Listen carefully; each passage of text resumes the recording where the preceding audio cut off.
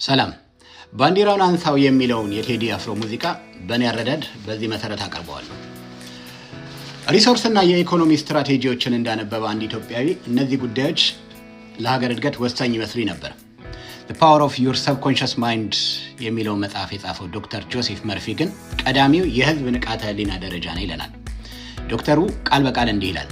የአንድ ሀገር መንግስት የአብዛኛው ህዝብ የአስተሳሰብ ውጤት ነው። የሀገር ብልጽግና የመንግስት ምንነት በህዝቡ ስነልቦናዊ አስተሳሰብ አብሮነትና የአእምሮ እድገት ልክ ይወሰናል። መንግስትን መቀየር የፈለገ ህዝብ አእምሮዋዊ አስተሳሰቡን ይቀይር ይላል ዶክተር ጆሴፍ መርፊ።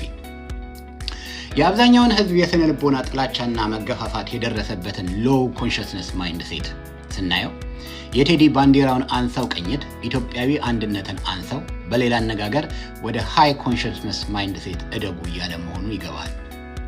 ኢትዮጵያዊነት በአንደበታችን ካልሆነ ከልቦናችን ከወደቀ ሰነባብቷል።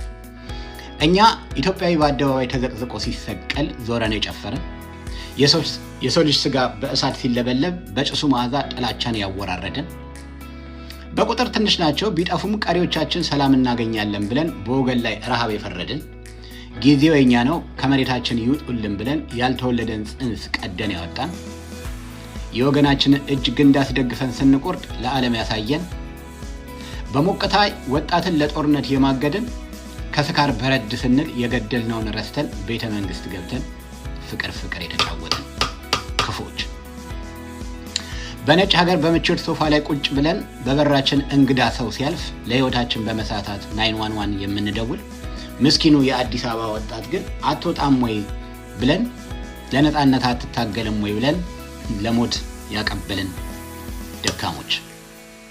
የአንዳንድ ዲያስፖራ ክፋት ይለያል። በሚኖርበት ሀገር ስደተኛ መሆኑን ረስቶት የሌላውን ወገኑን ግን ከማዳጋስካር የመጡ ናቸው ይውጡልን ሲል የማያፍር ከዚህ በላይ የባንዲራ ውድቀት ከየት ይመጣል? ለመርዳትም ለማልቀስም የሞተውን ወገናችንን ሰዋዊ ማንነት ሳይሆን የመጣበትን ዘር ቀድመን የምናጣራ የሞራል ኪሳራን ያወራረድን ሆነናል። ዲያስፖራው ለቴክኖሎጂ ሲጠበቅ በቴሌግራም የሴት ብልት የሚለዋወጥ ጠቁሯል አይ ቀልቷል ብሎ በእህቱ ገላ በየቲክቶኩ የሚሳለቅ አልፎም ገንዘብ ካልተከፈለኝ በሚዲያ ለቃለው እያለ ሴትን በስነልቦና የሚያስጨንቅ የወደቀ ሆኗል።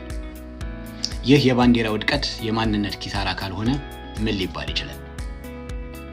ከኛ ያልሆነውን ዘር ለማዋረድ የአህያ ምስል ተጠቅመን የምንሳደብ ኢትዮጵያ ትፈርሳለች ማለት ወገን ይጠፋል ማለት መሆኑን የማናስተውል መንግስታዊ ስልጣንን ለዘረፋ የምንጎመዥ ደሃ ሲያለቅስ ሶፍት የምናቃብል ክፎች ሆነናል።